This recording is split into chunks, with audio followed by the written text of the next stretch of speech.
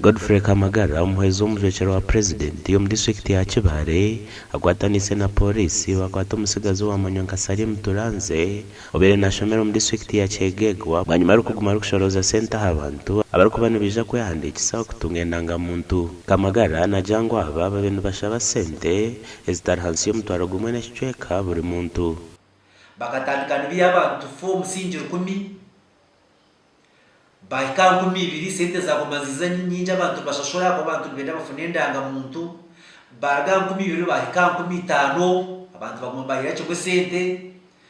bagangu 5 gwabo mutwaro hata bayimbiye mutwaro gumwe n'icweka. Tom Ambrose arukuranira mu district ya Kibale nagira ngo atungere simu kurwo mu office ya RDC kandi yashanga ngo abakozi be bariyo nibashabe bituga koro mu rumo gwabo. This afternoon I received the call from RDC's office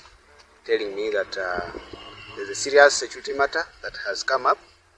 and I needed to rush to his office. So I had to come only to find out that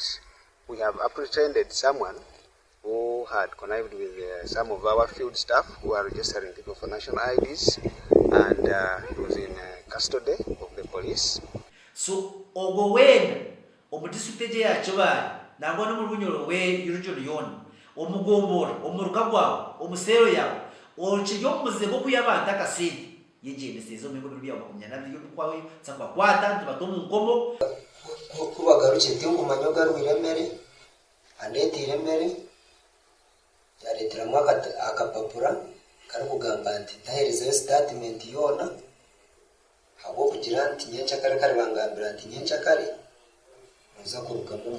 ubwo hati Salim Tumuranze yakwasuruwe kandi akumira hambuga ngo za polisi ya Kibale ubwo muhigo gw'abatwire nakora nabo uri kugenda misho ehuru yo kwandika ndangamuntu abanya-Uganda bari hansi y'imyaka 17 neja kwa 2025 byo kwezoku